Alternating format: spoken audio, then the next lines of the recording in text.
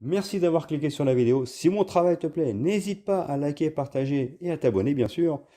Et pour le reste, j'espère que la vidéo te plaira. A plus. Bonjour à toutes et à tous, c'est Stélé68. J'espère que vous allez bien, les amis. Aujourd'hui, le test final de Astérix et Obélix, Buffez-les tous deux.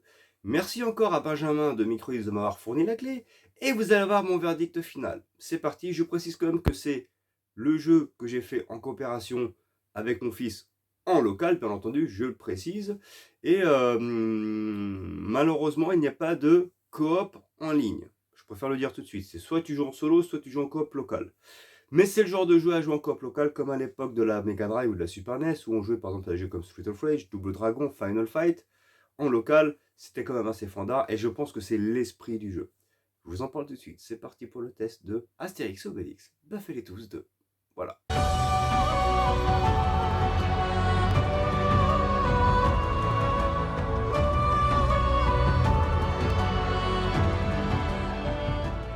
Après cet aparté ludique, nos Gaulois reprennent la route vers Lutèce, bien décidés à trouver Acapella.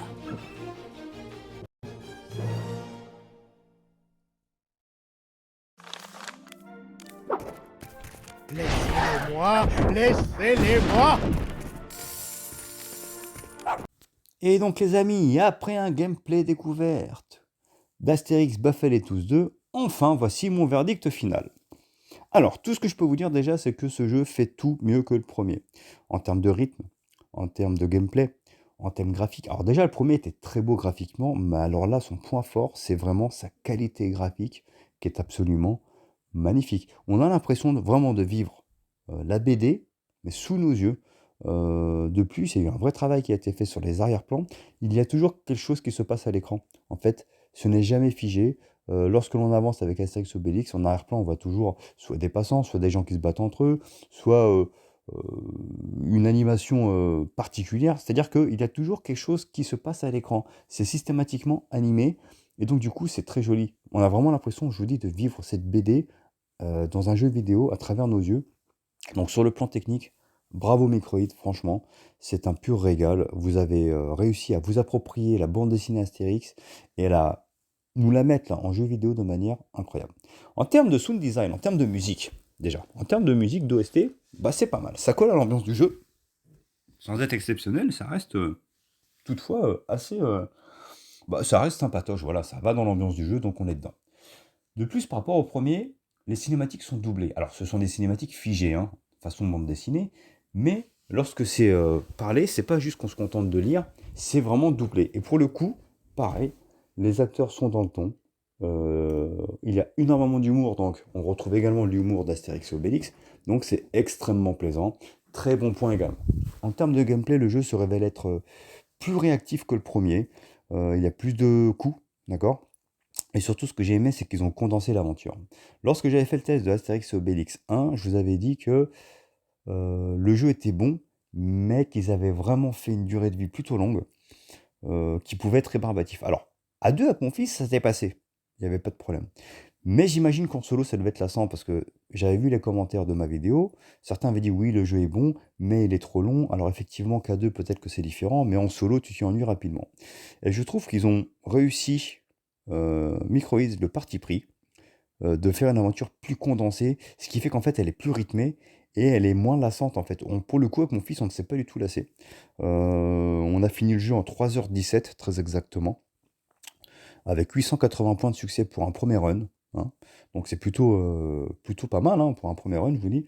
Et je trouve que ben, j'en garde un meilleur souvenir que le premier justement, parce que le fait que l'aventure soit plus condensée, eh ben, on s'y est vraiment éclaté. Je vous dis, les niveaux sont jolis, variés, on s'y éclate bien. Et si je dois dire quand même quelque chose qui m'a déçu par rapport au premier, c'est peut-être sa trop grande facilité. Je pense que les influenceurs ou beaucoup de personnes qui ont testé le premier s'étaient plaint un peu de la difficulté qui pouvait être un peu difficile pour les plus jeunes.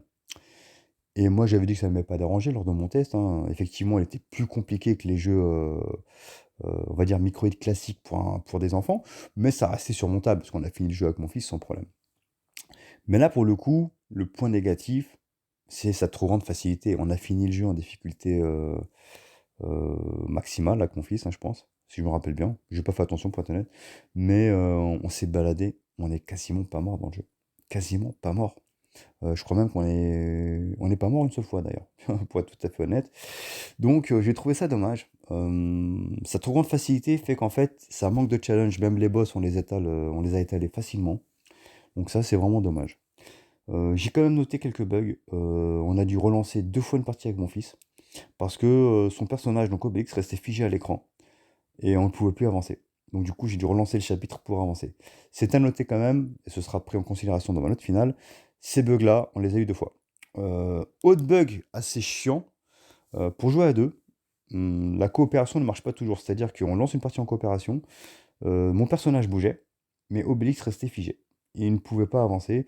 J'ai dû relancer 2 fois le jeu, c'est-à-dire quitter la partie, ça ne marchait pas. Quitter le jeu, relancer le jeu, ça n'a pas marché. Et la deuxième fois que j'ai relancé le jeu, en ayant quitté le jeu complètement, ça a marché. Ça m'avait fait ça la première fois lorsque je voulais faire un gameplay découverte sur Twitch.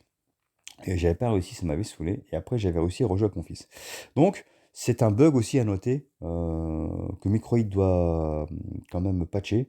Ce souci de liaison pour jouer en coop et ce problème de perso qui reste figé à l'écran. Mis à part ça, ce sont vraiment les 2 seuls bugs que j'ai notés. C'est du tout bon. Le jeu est fluide. Malgré le nombre de sprites à l'écran, il n'y a aucune chute de framerate. Le jeu est amusant, le jeu est fun, le jeu est agréable. Et moi, ce que je vous dirais, le mot primordial, c'est du fun, du fun, du fun. Le jeu est vraiment très bon sur ce point-là. J'ai vu certains tests qui disaient que le jeu était décevant par rapport au premier parce qu'il manquait des modes de jeu, parce que dans le premier, il y avait des modes de jeu qui avaient été ajoutés pour prolonger la durée de vie du jeu. Moi, personnellement, ça m'a pas dérangé plus que cela. Pour moi, quand tu fais un Astérix Obélix, c'est pour le faire en coop, tu fais l'aventure. Les modes de jeu, c'est sympa, il y a rien à dire, mais s'ils n'y sont pas, sur celui-ci, bon, bah, ça a été peut-être un parti pris de Microïd. C'est pas sur ce point-là, en fait, que je vais mal noter le jeu, hein, bien au contraire. Moi, ce que je note, c'est une aventure que j'ai trouvée plus courte que le premier, mais du coup plus dynamique et plus intéressante à suivre. D'accord? Sans avoir l'impression par moment de faire la même chose. Donc, pour le coup, moi, je trouvais plus que c'est une bonne idée d'avoir fait ça. Donc, pour finir, les amis, maintenant, il est temps que je vous donne ma note, hein, bien entendu. J'avais mis 16 sur 20 à Astérix Obélix Buffez-les tous 1, d'accord? La note que je vais mettre à celui-ci, que j'ai trouvé pourtant meilleure qu'Astérix Obélix Buffez-les tous 1, bah, elle sera également de 16 sur 20. Je vais mettre la même note. Je vais mettre la même note parce que il y a quand même les 2 bugs que je vous ai cités qui sont dommages, d'accord? Dommageables. Et peut-être, alors, moi, les modes de jeu manquants ne me dérangent pas, d'accord?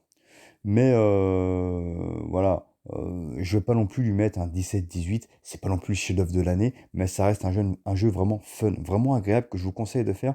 C'est pour moi l'un des meilleurs jeux de Microïd, pour être tout à fait honnête, parce que sur le plan technique, c'est vraiment très bon, le gameplay est très bon. Et moi, si je lui mets 16, c'est sa trop grande facilité, parce que ça a manqué de challenge pour un joueur comme moi. Pour un joueur chevronné comme moi, ça a manqué de challenge.